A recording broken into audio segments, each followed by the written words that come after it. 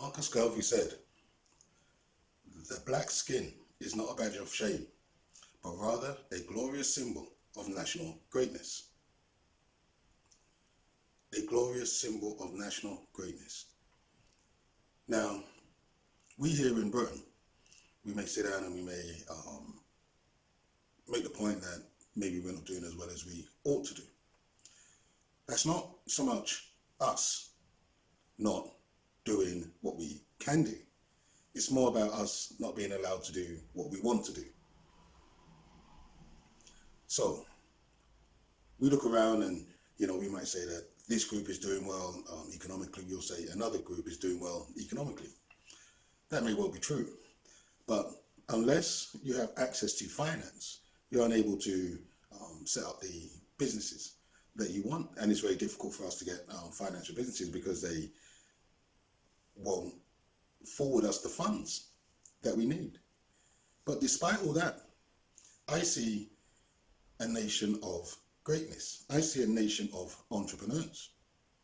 Despite all the barriers, despite all the hurdles, we have cafes, we have restaurants, we have barbers, we have hairdressers, we have shopkeepers, we have interior designers, we have web designers, we have building companies, we have artistic people, we have creative people, we have musicians who are very successful. So I see a nation of entrepreneurs. I see a nation of people who are running small businesses, but sometimes it's not recognized. But we are. We're self-sufficient. And so we do what is necessary in order for us to move forward. We're also a nation of qualified people. We have teachers, nurses, doctors, dentists. We have lawyers, accountants, architects, engineers, builders. We have carpenters, electricians, roofers, bricklayers, mechanics, designers. We have social workers, we have youth workers. These are qualified people. These are people with high levels of formal qualifications. They've gone into the universities and they've proved they have the capacity. They've proved they have the intellect. And they've left with the necessary qualifications in particular fields. The difficulty is sometimes that we're then unable to get the jobs which is commensurate with the qualifications that we have. So what I see with the qualified people, what I see with the entrepreneurs, is I see a nation that already has the skills. They have the qualifications, they have the experience to nation build. This is what we have. But sometimes we don't recognize it. Sometimes we're a little bit too hard upon ourselves because we're looking at others. Others haven't had the journey that we've had. Others haven't had the oppression that we've had. Others haven't had the struggles that we've had. And yet, despite all that, we're still here. And we're doing okay. We're doing okay. Now, the thing about British qualifications is that they have power. They have currency. And what I mean by that is British qualifications can be taken anywhere in the world and it is recognized. So you can take your qualifications from here and go anywhere. And they will accept that qualification as a higher standard than from somewhere else. It's not correct, but it's the way it is. What we have in this country at the moment is a rise in far-right nationalism. We're having an increase in racist incidents. You have a government who had a policy to deport us, our parents and grandparents, our elders, back from the UK to Jamaica. We all know about the Windrush. And what is staggering about the Windrush situation is this. All of those from the Windrush generation, they were British citizens. They had British passports. They were British citizens. But the problem was they were not white British citizens. So the Windrush generation came over here on British passports. And they had an absolute right to live here because they were part of the Commonwealth. They were educated on the greatness or the glory of the British Empire. They were taught that Britain was the motherland. And so you had a government, you had a Home Office minister who sent around vans which said, go home. Go home. So this is what the government policy is, to deport people who were British citizens because the melanin levels are incorrect. You have a minister now in charge of the Home Office, and she said last week she wants to bring terror to criminals. Terror. Who is she referring to when she's talking about criminals? So you have this increase in this right-wing ideology. We see it all the time on the news. You got the quotes of Trump telling the Democrat female politicians to go back to where they come from. So this is the message that is being put out there. Our parents suffered racism when they first came to the UK. The first generation of those born in the UK suffered racism. Racism seemed to have been hidden or suppressed for a period, but now it's raised its ugly head. It's there, you see it every single day, in words and in actions. So this is where we're at.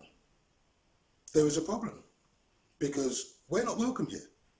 We were never welcome here, and they don't want us here. I was speaking to a man the other day, and I said, you know, Africa should be doing more to encourage us to come back to Africa. And he said that the president of Ghana had put out a call to all of those in the diaspora to come back home. There was an open invitation for any of we to go back to Ghana. Many people have done that. Many Jamaicans have gone back. Many Americans have gone back. People from England have gone back to Ghana because it's home. They don't want us here. They keep on telling us to go back home. Now that we've come to the country, our parents came to the country on invitation by the British government to come and help build up the motherland. And so they did, because they were educated to love England. They were told the streets were paved with gold. So they came here as young men and women and put all of their energy, all of their strength, power, resources, drive, motivation into helping to build up the country. And now that the country has been built up, they don't want us here. They don't want us here anymore. That's why they created a policy where you had to then apply for a right to remain in this country. You had to apply for indefinite leave to remain. This was back in the 80s. Because they hoped to catch some people out. They didn't apply and then they could ship them back to the Caribbean. So this is what we're dealing with, all right? There is a real problem. We know there's a problem. We see it in the media every single day, the way they talk, the references, the negative press, the propaganda that's perpetuated against us all the time. So we see there's a problem. And when there's a problem, you have to find a solution. That just makes sense. Don't ignore the problem, because the problem is not going to go away. The problem is going to get worse. So it seems that it would be a good idea to take heed of what we can see happening around us and do something which is in our interests, individually and collectively. We have to do something because it's not getting any better. It's getting worse. So the president of Ghana has given an invitation for people to come back home. And moving to Ghana and living in Ghana could be of benefit to us because we already have the entrepreneurs. We already have the qualified people. We already have the people with the skills. So you could take your qualifications, your skills and your experience, and you could take that back to Ghana. And you could help to build up that country. Put your energy into building up Ghana. Put your energy into the helping the people who are going to appreciate the help that you're giving. The cost of living in Ghana is very low. It's a fraction of what it is here. The average salary in Ghana is maybe £800 a month. But that is enough for people to live on. A one-bedroom apartment costs about £120 a month. Your bill's about £60 a month. The cost of living is far, far lower than it is in the UK. The quality of life is better. It will be difficult for some people to make that shift because of family, because of income. People think of earning big sums of money, but you need big sums of money in order to live in this country. In Ghana, you don't need to earn huge sums of money to have a good quality of life. The next thing is the NHS. But there is a National Health Service out in Ghana. You can pay £10 a year to get medical cover. Or if you were to travel to Ghana and live out there for 6 months, you could get your travel insurance from this country. If you set up a business in Ghana, all your entrepreneurs, all you creative people, all you people who want to be doing something that is intrinsic to you, you can go out to Ghana and do it. You can set up a business, you can run a business. And the tax that you pay on running your business, you pay a personal income tax of 25%, that's it. That's spread over 4 equal payments in the year.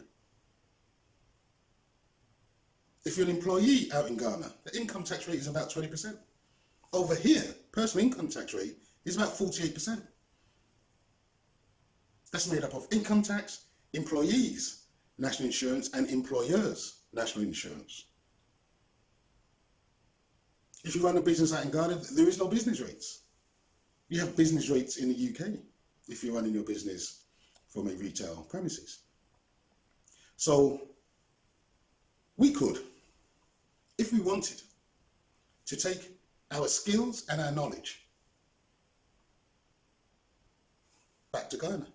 We could take our energy, our strength, our power, our resource back to Africa and help the government do things in the country, because the government in Ghana is trying. They're putting policies in place to benefit all the people, but the government cannot do it all. We can assist, we can help the government in doing the things that the people need to help build communities, to give back to ours.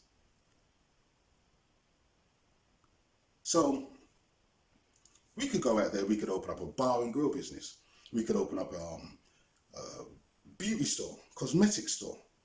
We could open up a beauty salon. Could open up makeup businesses. All the things that people complain about others doing over here, we could go out to Ghana and do the same thing.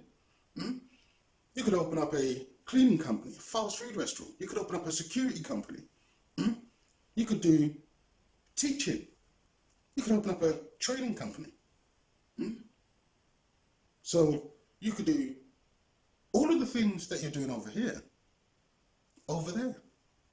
But the quality of life will be far, far better.